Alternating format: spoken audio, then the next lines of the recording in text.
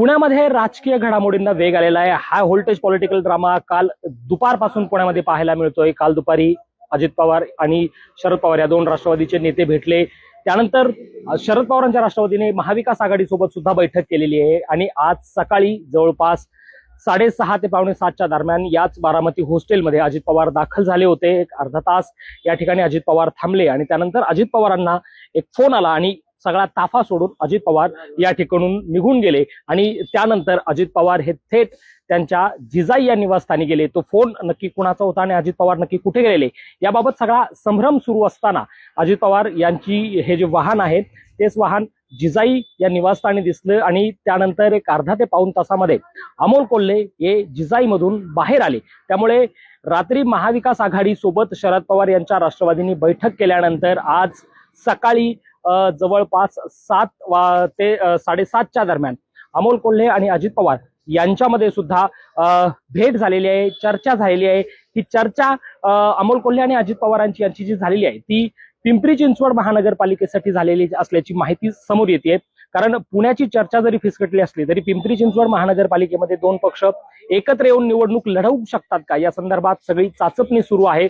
खरं पाहायला गेलं तर आपण गेल्या काही दिवसांपासून अजित पवार आणि शरद पवार या दोन नेत्यांच्या दोन पक्ष दोन राष्ट्रवादी एकत्र येतील आणि पुणे आणि पिंपरी चिंचवडची निवडणूक एकत्र लढवतील असं बोललं जात होतं। मात्र काल दुपारी ज्यावेळेस विशाल तांबे, बापूसाहेब पठारे आणि अंकुश काकडे हे अजित पवार यांना भेटायला आले त्यावेळेस त्यांनी जवळपास 60 ते 65 जागांचा प्रस्ताव जो आहे तो अजित पवारांना दिलेला होता। मात्र अजित पवार यांनी 30 ते 35 जागा आणि त्याहूनही उपर जर म्हणायला गेलं तर फक्त आणि फक्त ज्या 35 जागा दिल्या जातील त्या घड्याळावरच लढायच्या असा एक प्रस्ताव जो होता तो शरद पवार यांच्या नेत्यांना अजित पवारांनी ठेवला आणि त्याच ठिकाणी ही बैठक फिसकटली आणि या बैठकीमध्ये नक्की काय घडलंय याची सविस्तर बातमी सुद्धा आपण महाराष्ट्र टाइम ऑनलाईनच्या माध्यमातून त्याच वेळेस दिलेली होती। आणि रात्री जे पुण्यातलं शांताई हॉटेल आहे त्या हॉटेलमध्ये ही बैठक फिसकटल्यानंतर शरद पवार यांच्या राष्ट्रवादीचे नेते थेट शांताई हॉटेलमध्ये पोहोचले आणि त्या ठिकाणी महाविकास आघाडीच्या नेत्यांसोबत त्यांची बैठक झालेली आहे। त्यामध्ये मनसेचे सुद्धा नेते काही उशिरा त्या बैठकीमध्ये पोहोचले। या तीन पक्षांच्या जागा वाटपाचा फॉर्म्युला काय असू शकतो, मनसेमध्ये त्याची काय मनसेला काय जागा दिल्या जातील या सगळ्या संदर्भात त्या ठिकाणची चर्चा झालेली होती आणि अशा पद्धतीने पुण्यामध्ये कुठलीही युती आणि आघाडी याचं कुठली युती आघाडी होताना आपल्याला दिसत नाहीये। काही या चर्चांमधून कॉन्क्रीट डिसिजन कुठलं मिळताना पाहायला मिळत नाहीये। कुठेतरी अजित पवार आणि शरद पवार या दोन पक्षांच्या युती संदर्भातल्या ज्या चर्चा होत्या त्या कुठेतरी आता पाठीमागे पडताना पाहायला मिळतात, विशेषतः पुण्यामध्ये।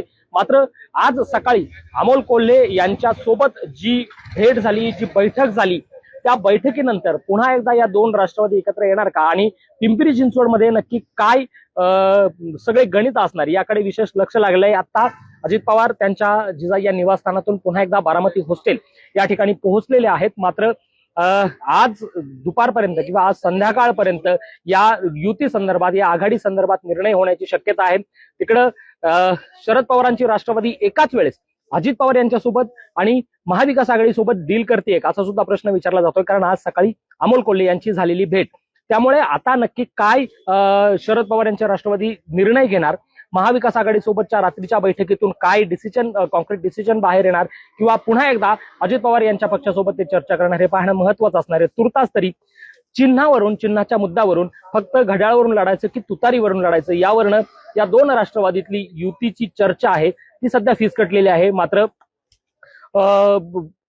बारामतीमध्ये अदानी यांच्या अध्यक्षतेखाली एक कार्यक्रम होणार आहे आणि त्या कार्यक्रमाला संपूर्ण पवार कुटुंब आहे ते एकत्र येणार आहे। त्यामुळे एकीकडे या युतीच्या चर्चा सुरू असताना संपूर्ण पवार कुटुंब एकाच मंचावर बारामतीमध्ये पाहायला मिळणार आहे। त्यापूर्वी काही निर्णय होतोय का किंवा त्या कार्यक्रमानंतर काही निर्णय होतो का हे पाहणं महत्वाचं असणार आहे। Abhijit Darade, Maharashtra time online, Pune.